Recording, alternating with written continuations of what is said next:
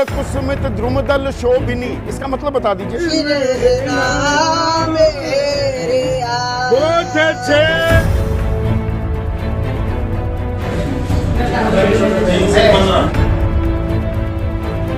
Welcome दोस्तों, इस video में बात करेंगे इस वक्त सोशल मीडिया पर क्या वायरल चल रहा है। तो टीवी पर भी फजीयत हो रही है। वंदे मातरम को लेकर के सवाल क्या पूछ लिया, पत्रकार से पूछ रहे हैं कि क्या आप हमारा टेस्ट लोगे।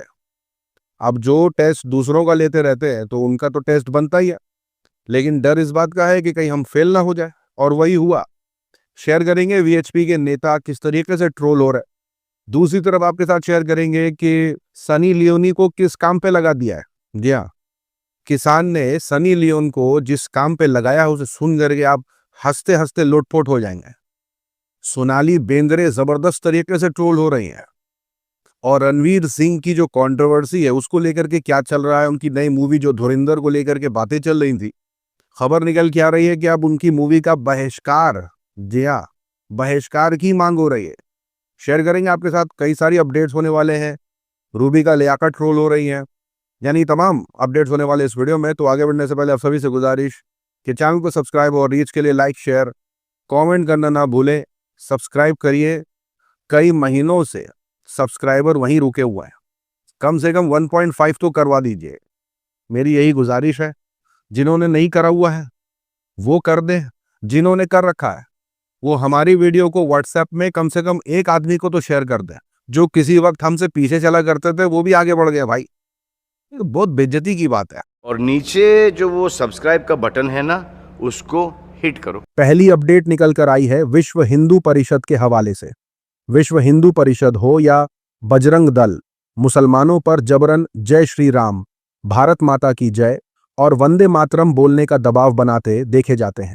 लेकिन देखिए क्या हुआ जब उनके लीडर से वंदे मातरम का मतलब समझाने के लिए बोला गया। दिग्गज पत्रकार संदीप चौधरी ने लाइव शो के दौरान विनोद बंसल के सामने वंदे मातरम की कुछ लाइनें बोली और कहा, इसका मतलब समझा दीजिए। इस पर वीएचपी लीडर विनोद बंसल की बोलती बंद हो गई। बचाव में पूछने लगे, क्या मेरी टेस्टिंग चल रही है? संदीप चौधरी ने कहा, बिल्कुल, आप पूरी दुनिया का टेस्ट लेते फिरते हो, वंदे मातरम की लाइनों का अर्थ आपको नहीं पता? कुसुमित द्रुमदल शोभिनी, इसका मतलब बता दीजिए। क्या अभी टेस्टिंग हो रही है? हाँ, टेस्टिंग हो रही है। अरे आप सारी दुनिया का टेस्ट ले रहे हैं। आईटी सेल ये देखकर कहीं छुप गया है। सोशल मीडिया पर चल रहा है कि इनको खुद ही अपने धर्म और वंदे मातरम के बारे में नहीं पता, लेकिन मुसलमानों पर दबाव बनाना पहले शुरू कर देते हैं। साथ ही साथ लोग कहने लगे, जब ईमानदार पत्रकार पत्रकारिता करते हैं तो नफरत की दुकान चलाने वालों की बोलती बंद हो जाती है। खत्म। उसी के साथ ये खबर देखिए, झुंझुनू से सीकर जा रही ट्रेन में एक ऐसा नजारा देखने को मिला जिसने आईटी सेल की नींद उड़ा रखी है।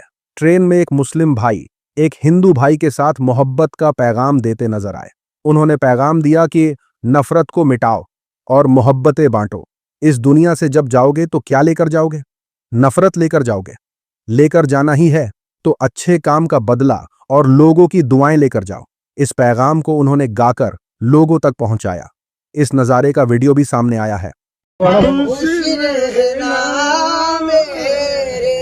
बहुत अच्छे। नफरत की दुनिया को छोड़कर प्यार की दुनिया में खुशी रहना मेरा। सोशल मीडिया पर चल रहा है, ये है अपना असली भारत। ऐसा भारत वहां देखने को मिलेगा जहां भाजपा और संगठन वाले पहुंच नहीं पाते। साथ ही साथ लोग कहने लगे कि ट्रेन में बहुत से हिंदू और मुसलमान ऐसे भी ट्रेवल करते हैं। वाह क्या सीन है। उम्र भर सो न सकेंगे। उसी के साथ खबर निकल कर आई है महाराष्ट्र से।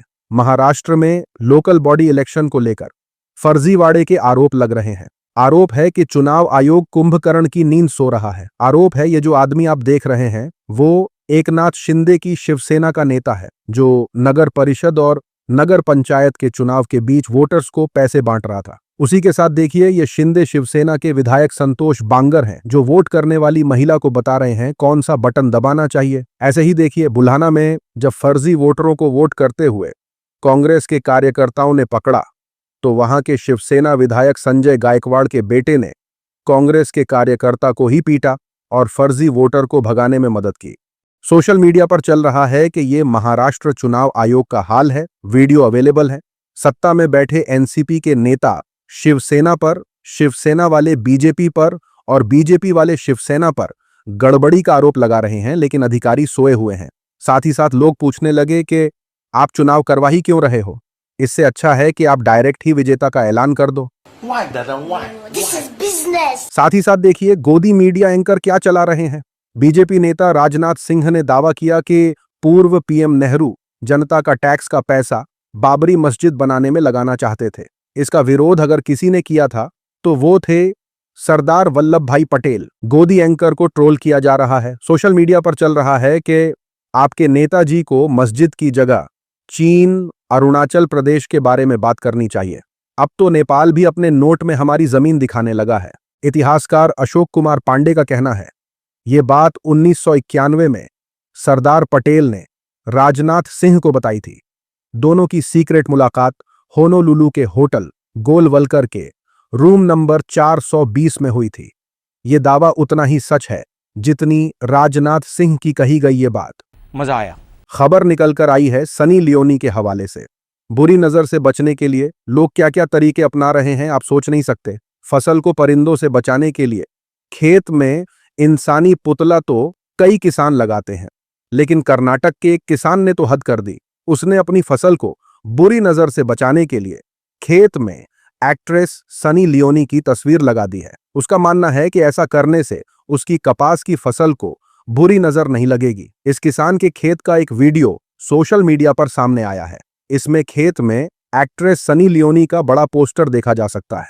इस किसान का कहना है, इस बार फसल बहुत अच्छी हुई है। मैं नहीं चाहता कि इस पर किसी की बुरी नजर पड़े। जब लोग यहां से गुजरते हैं तो उनका ध्यान खेत की बजाय बैनर पर जाता है।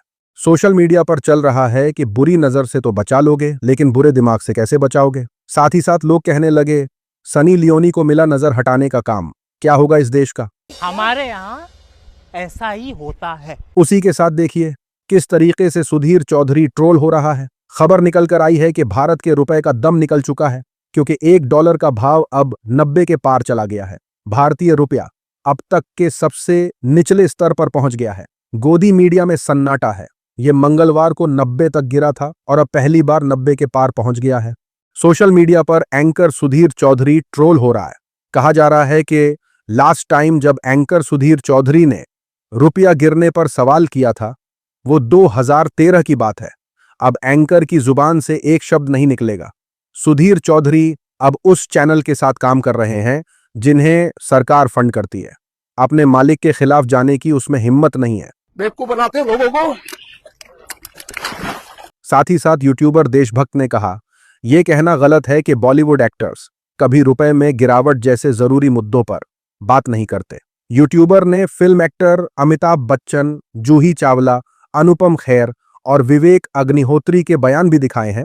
ये लोग 2014 से पहले रुपया गिरने पर उस समय की सरकार को खूब ट्रोल करते थे।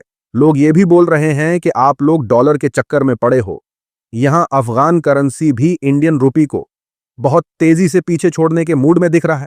ये तो लेटेस्ट न्यूज़ है। दूसरी तरफ बॉलीवुड एक्ट्रेस सोनाली बेंद्रे ट्रोल होने लगी है। एक्ट्रेस सोनाली ने दावा किया, 2018 में जब मुझे कैंसर का पता चला तो मेरे नेचुरोपैथ ने मुझे ऑटोफेजी नाम की एक स्टडी के बारे में बताया। मैंने इसके बारे में रिसर्च की और धीरे धीरे इसे अपने रूटीन में शामिल कर लिया। तब से मैं इसे फॉलो कर रही हूं। सोनाली बेंद्रे के इस दावे पर लोगों ने ऐतराज जताया है। सोशल मीडिया पर डॉक्टर सिरियक एबी फिलिप्स ने जवाब दिया, कहा कि सोनाली को ऑटोफेजी को प्रमोट नहीं करना चाहिए। ये झूठे इलाज को बढ़ावा देना है। सोनाली को स्टेज 4 कैंसर हुआ था जो शरीर में फैल चुका था। इसके बाद वो न्यूयॉर्क गईं।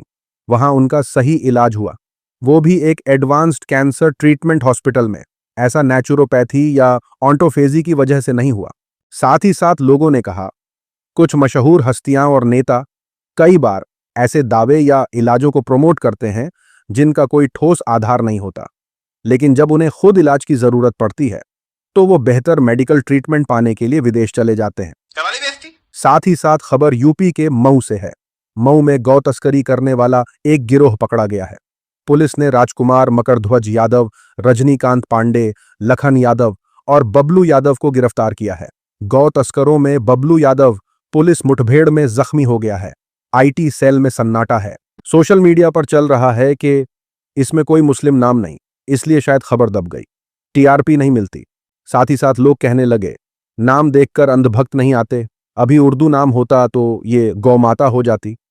इन्होंने जो है पुलिस पर फायर किया, पीछा करके पुलिस ने आत्मरक्षा इन पर गोली चलाई, जिसमें एक जो गौ तस्कर है उसके पैर में गोली लगी। शेष जो अभियुक्त थे गौ तस्कर थे 5 जिनकी संख्या है, उनको आवश्यक बल प्रयोग करके घेराबंद कर। उसी के साथ देखिए किस तरीके से एंकर रूबिका लियाकत रोने लगी। कांग्रेस सांसद रेणुका चौधरी एक कुत्ता लेकर संसद भवन परिसर पहुंची। इसके बाद जमकर हंगामा हुआ। बीजेपी ने सवाल खड़े किए और इसे सांसदों के राइट्स का दुरुपयोग बताया। कहा जा रहा है कि राज्यसभा में रेणुका चौधरी के खिलाफ इससे जुड़ा प्रस्ताव लाया जा सकता है। इसे लेकर जब उनसे सवाल पूछा गया तो उन्होंने कहा और क्या बोले। इस पर एंकर रूबिका लियाकत पता नहीं क्यों रोने लगी। एंकर कहने लगी देश का कोई सांसद भौं भौं कैसे कर सकता है, ये क्या दर्शाता है? शब्दों की कमी, सोच की कमी, समझ की कमी, हताशा, निराशा। लोगों ने एंकर को ट्रोल कर दिया। सोशल मीडिया पर लोग रूबिका से कहने लगे जैसे तुम टीवी पर बैठकर कर सकती हो, कांग्रेस की महिला एमपी हैं इसलिए तुमको दिक्कत है, बीजेपी की होती तो अब तक साबित कर देती कि वो डॉग लवर है। साथ ही साथ लोग पूछने लगे संसद में दानिश अली को मुल्ला बोला जा सकता है, आतंकी बोला जा सकता है। गजब बेइज्जती है। साथ ही साथ संचार साथी ऐप पर अपडेट सामने आया है। केंद्र सरकार ने अब इस ऐप के प्री इंस्टॉलेशन का फैसला टाल दिया है। बुधवार 3 दिसंबर को सरकार ने इसे लेकर प्रेस रिलीज जारी की। इसमें बताया कि संचार साथी की बढ़ती डिमांड को देखते हुए मोबाइल कंपनियों के लिए इसका प्री इंस्टॉलेशन जरूरी करने का फैसला टाल दिया गया है। सरकार के इस फैसले के बाद आईटी सेल और गोदी मीडिया बुरा फंस गया है। यानी कल वो संचार साथी ऐप को मिल रही गालियों को डिफेंड कर रहे थे, अब मास्टर स्ट्रोक बता रहे हैं। सोशल मीडिया पर चल रहा है कि ये गोदी मीडिया वाले कल इसकी तारीफों के पुल बांध रहे थे। अब जब सरकार ने फैसला वापस ले लिया तो बोल रहे हैं क्या मास्टर स्ट्रोक है, जो इनका मास्टर कर दे वही इनका मास्टर स्ट्रोक है। बात तो सही है। साथ ही साथ फिल्म धुरंधर के बॉयकॉट की खबर सामने आई है। रणवीर सिंह की धुरंधर के लिए सोशल मीडिया पर बॉयकॉट मुहिम चलाई जा रही है। हुआ ये कि कांतारा 2 के देवी वाले सीन की नकल वाली हरकत से रणवीर सिंह ही नहीं, धुरंधर भी मुश्किल में पड़ गई है। सोशल मीडिया पर बॉयकॉट धुरंधर नाम का हैशटैग ट्रेंड करने लगा है। कन्नडिगा कम्युनिटी ही नहीं, हिंदी बोलने वाले भी उनको गाली दे रहे हैं और उनकी फिल्म धुरंधर का बॉयकॉट करने की बात जोर पकड़ रही है। सोशल मीडिया पर चल रहा है कि रणवीर सिंह एक 3rd क्लास एक्टर, उन्होंने हमारे खास देवताओं का अपमान किया, इसके लिए हिंदू उन्हें कभी माफ नहीं करेंगे, हम आपकी फिल्म का बॉयकॉट करेंगे।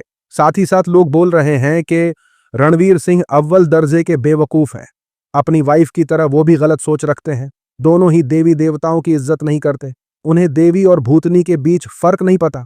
उसी के साथ ये खबर देखिए, ये गोदी मीडिया नहीं बताएगा कि देश का युवा वर्ग प्रधानमंत्री इंटर्नशिप स्कीम में दिलचस्पी नहीं दिखा रहा है। आंकड़ों से यह पता चला है। ये आंकड़े सरकार ने संसद में पेश किए।